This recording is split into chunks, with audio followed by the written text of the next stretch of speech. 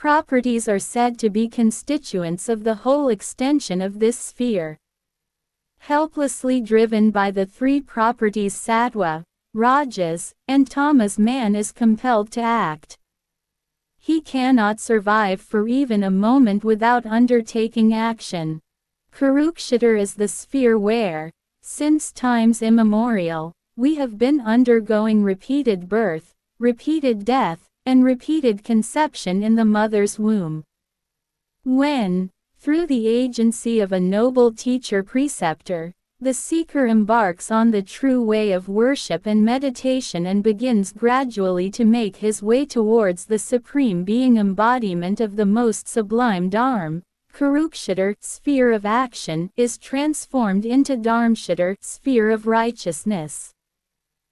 Within this human body, in its mind and heart, the innermost seats of thought and feeling, there have always dwelt the two distinct, primordial tendencies, the divine and the devilish.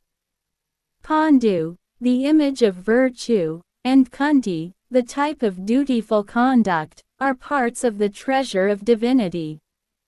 Before the awakening of righteousness in a man's heart, with his deficient understanding he regards whatever he does as an obligation.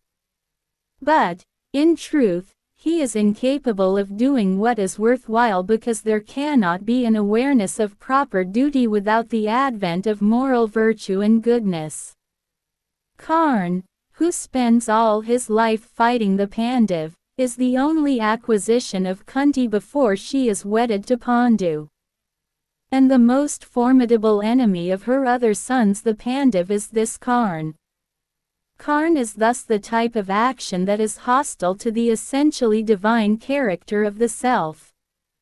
He stands for traditions and usages which bind and hinder men from getting rid of false, misguided rites and ceremonies.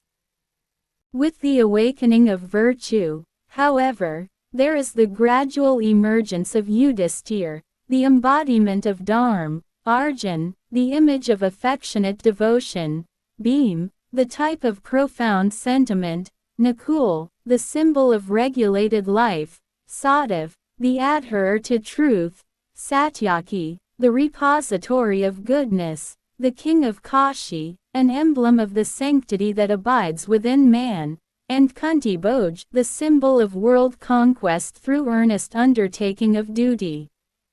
The total number of the Pandav army is 7 Akshauhini. Akash is another word for vision. That which is made up of love and awareness